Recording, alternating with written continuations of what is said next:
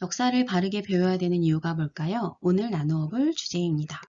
여러분 신문기사 보면은 일본의 역사 왜곡 이야기가 종종 등장을 해요. 아이들에게 가르치는 교과서에 우리나라와의 있었던 일에 대해서 정확하게 쓰지 않는다는 거예요. 그걸 교과서 왜곡이라고 합니다. 대표적으로 일본이 한국을 식민지로 만들어서 지배했던 그 시대의 이야기를 일본이 그럴 수밖에 없었던 이유라고 이야기하면서 식민을 정당화하는 내용이 가장 많습니다. 그때 우리에게 가했던 일에 대해서 축소시켜서 이야기하는 경우도 있습니다. 그리고 잊을만 하면 한 번씩 독도 영유권을 주장을 하면서 독도가 일본 땅이라는 이야기를 계속 하고 있습니다.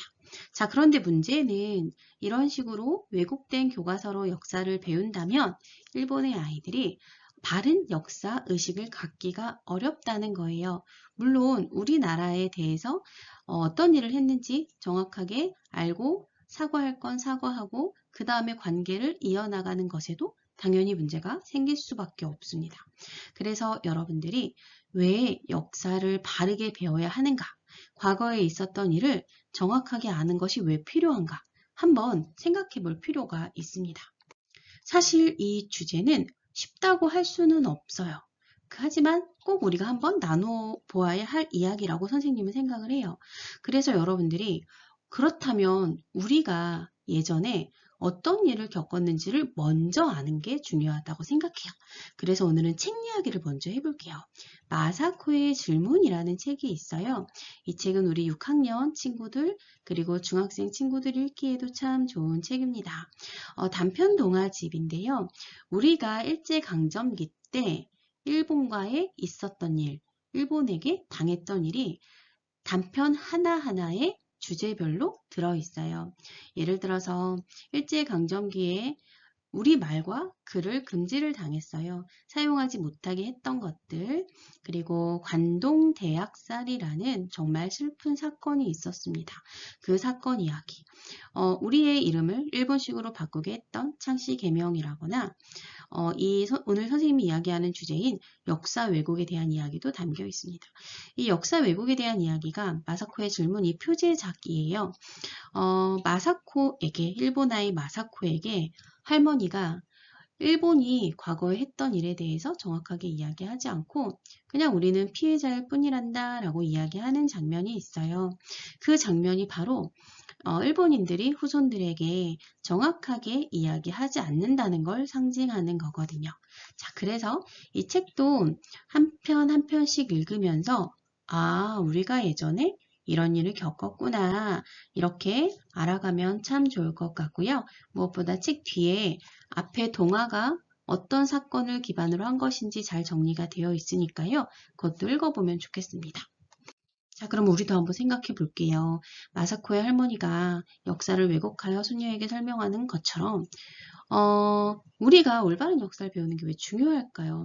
물론 선생님은 지금 일본의 역사 왜곡, 교과서 왜곡을 이슈로 해서 지금 이야기를 풀어나갔지만 우리 또한 역사를 바르게 배우는 게 물론 중요합니다. 어떤 나라든 그거는 마찬가지예요. 역사를 올바르게 배우는 것이 중요하다. 사실 이 주제가 쉽지 않다는 걸 너무 잘 알고 있어요. 그래서 한 번만 생각을 해보자는 거예요. 자, 역사를 바르게 배워야 우리가 과거에 잘한 일과 잘못한 일을 알 수 있지 않을까요? 이렇게 생각해 보면 될 것 같아요. 여러분들이 여러분의 과거에 있었던 일, 내가 어제 했던 행동과 말을 내가 바꾸어서 생각하지 않고 정확하게 알고 있어야 내일의 행동이 더 나아질 수 있어요.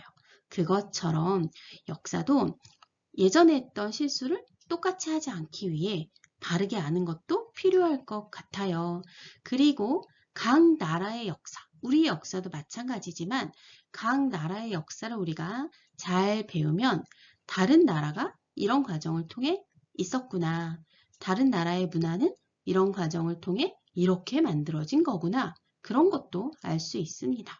무엇보다 우리가 우리 역사를 제대로 알아야 우리나라에 대해서 자부심도 생길 수 있고 누군가를 만났을 때 바른 대화를 할 수도 있을 것 같아요.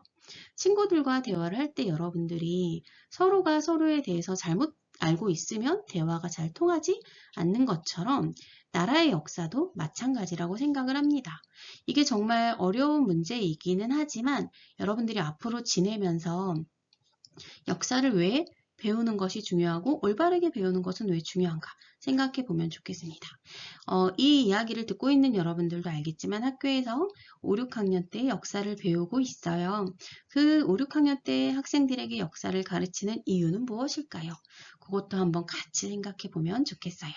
그래서 여러분들이 역사 너무 어려워, 지겨워, 외울 거 많아 이런 시각보다는 과거에 우리가 어떤 일이 있었는지 일단 제대로 알아야 우리가 미래도 잘 꾸려갈 수 있다. 이런 생각으로 한번 배워보면 좋겠습니다. 한 가지만 더 얘기해 볼까요? 우리가 왜곡된 내용의 교과서로 공부하는 일본 친구들에게 몇몇 가지 좀 사실을 전해준다라고 생각해 볼게요. 자, 이거는 여러분들이 알고 있는 일제강점기에 대한 지식에서 이야기가 나올 수도 있고요. 좀 어렵다면 어른들에게 물어봐도 좋고요. 검색을 좀 해봐도 좋을 것 같고요. 가장 좋은 방법은 선생님이 아까 이야기했던 마사코의 질문이라는 책을 읽거나 선생님 저는 거기 실린 단편 동화들이 너무 부담스러워요 하는 친구는 맨 뒤에 있는 일제강점기 그 역사적 사건들만 읽어도 좋고요. 여러분 집에 혹시 역사책이 있나요? 그러면 일제강점 부분만 다시 읽어보아도 좋습니다. 그 내용에서 정리를 해서 여기다 써보는 거예요. 자, 이런 내용들이 나올 수 있을 것 같아요. 일본은 35년간 한국을 지배하며 여러 가지 면에서 힘들게 했다. 자, 그리고 일본이 한국의 독립운동을 하지 못하게 했다. 한국인의 문화, 언어를 사용하지 못하게 하는 정책들을 펼쳤다. 한국어 교육도 못하게 했고 학교에서는 일본어를 강제로 가르치기도 했다. 또한 한국인들은 일본의 식민지로서 여러 가지 차별과 착취를 겪으며 생활했다. 이런 내용들이 일제강점 역사에 고스란히 담겨 있어요. 선생님은 지금 아주 간단하게 몇 가지만 이야기를 한 건데요. 여러분들이 내가 이 내용을 읽고 나서 일본 친구들에게 제대로 알려주어야겠다 라고 마음먹고 책을 읽으면 막 쓸거리들이 엄청나게 생길 거예요. 그래서 탄탄논술 교재에 이렇게 한번 여러분들이 찾은 내용대로 써보고요. 우리 카페에 와서 나누어 주시면 좋겠습니다.